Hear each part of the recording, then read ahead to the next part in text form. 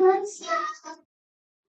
Guys, welcome to my YouTube channel. आपका हमारे channel पर स्वागत है। क्लास 7 की मैथ्स की एक्सरसाइज 1.2 चल रही थी। इसके पहले जो भी एक्सरसाइजेज हुई है नहीं देखी, प्लेलिस्ट में जाकर देख लेना। प्लेलिस्ट की लिंक इस वीडियो के डिस्क्रिप्शन बॉक्स में मिल जाएगी। साथ में हमारे इस ऐप की लिंक भी मिल जाएगी, जहाँ पे आप अपनी बुक्स, उनके सोल्यूशन और ये जो हमारे हैंड रिटन नोट्स हैं बिल्कुल फ्री में पा सकते हो। तो चलिए शुरू करते हैं आज की क्लास। ये हमारा क्वेश्चन नंबर 3, जिसका फर्स्ट पार्ट जो है वो हमसे कह रहा है, for any integers a what is -1 into a equal to. तो हमें ये पहला पार्ट जो है वो क्या कह रहा है कि हमें एक ऐसा इंटीजर बताना है जिसकी मल्टीप्लाई जो है वो बतानी है -1 से करनी है। पहले तो इन्होंने क्या दे के रखा है, -1 multiplied by A what will be. तो भाई अगर हम किसी भी नंबर की गुणा 1 से करते हैं तो वही नंबर आता है। अगर हम किसी भी नंबर की गुणा -1 से करते हैं तो उस नंबर के साथ में माइनस ऐड हो जाता है।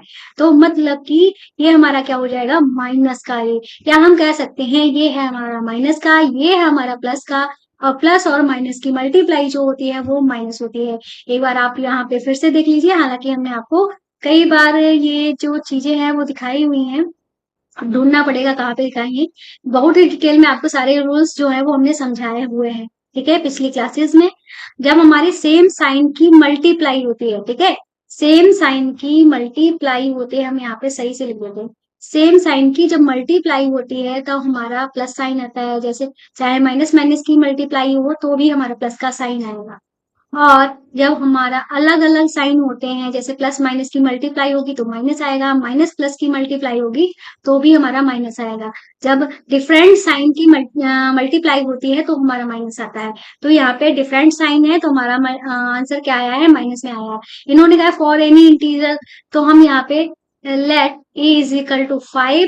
तो आंसर क्या हो जाएगा हमारा, -1 इंटू में 5 इज इक्वल टू -5। बस हमारा क्वेश्चन जो है कंप्लीट हो गया। अब हम करेंगे अपना सेकेंड वाला पार्ट। तो सेकेंड वाला पार्ट जो है वो हमसे कह रहा है, determine the integer whose product with -1 is. मतलब हमें एक इंटीजर डिफाइन करना है कि उसका हम -1 से मल्टीप्लाई करें तो ये आंसर आए हमारे पास, ठीक है। तो जैसे कि ए वाला जो है इन्होंने कहा है माइनस का 22 आना चाहिए।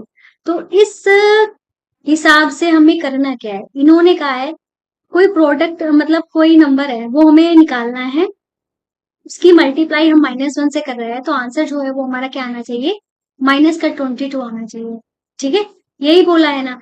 तो अब हमने अभी तक क्या देखा, क्या देखा था हमने भाई, हमने देखा था जब किसी नंबर की -1 से मल्टीप्लाई होती है तो वो नंबर माइनस का हो जाता है, ठीक है। अब यहाँ पे कोई नंबर था जिसकी हमने मल्टीप्लाई -1 से की तो -22 हो गया। इसका मतलब यहाँ से हम अगर माइनस को हटा दें तो यहाँ पे 22 हो जाएगा। तो हमारा आंसर 22 आएगा, ठीक है। तो 22 की मल्टीप्लाई जब माइनस से करेंगे तो हमारा -22 आएगा। तो आंसर हमारा यहाँ पे क्या होगा, -22, सॉरी, ये 22 आएगा। अब हम सेकेंड ए के बाद बी वाला क्वेश्चन करेंगे, जो कि है हमारा 37, ठीक है।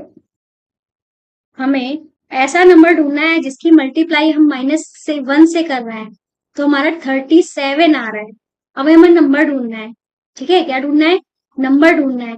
तो भाई हमने अभी तक क्या पढ़ा था, -1 से जब मल्टीप्लाई करते हैं तो उस नंबर में देखो, -1 की मल्टीप्लाई अगर हम, ठीक है, -1 की, फिर से इसको सही से लिख देते हैं।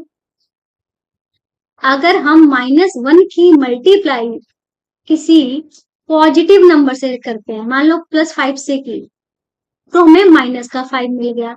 अगर हम -1 की मल्टीप्लाई अगर -5 से करेंगे, मतलब नेगेटिव नंबर से करेंगे, तो हमें पॉजिटिव का 5 मिलेगा, ठीक है। नेगेटिव नंबर से पॉजिटिव नंबर की मल्टीप्लाई करेंगे तो नेगेटिव आंसर आएगा, नेगेटिव नंबर से नेगेटिव नंबर की मल्टीप्लाई करेंगे तो पॉजिटिव नंबर आएगा। तो यही तो हमने यहाँ पढ़ा है, नेगेटिव की नेगेटिव से मल्टीप्लाई होगी तो पॉजिटिव आएगा, नेगेटिव की पॉजिटिव से मल्टीप्लाई होगी तो नेगेटिव आएगा। तो इसका मतलब यहाँ पे अब नेगेटिव की मल्टीप्लाई हमें करनी है तो पॉजिटिव आंसर आ रहा है। पॉजिटिव आंसर तभी आएगा जब यहाँ पे माइनस का 37 हो, समझे। अब हम करेंगे अपना सी वाला क्वेश्चन, ठीक है। सी वाले में हमारा 0 है, ठीक है।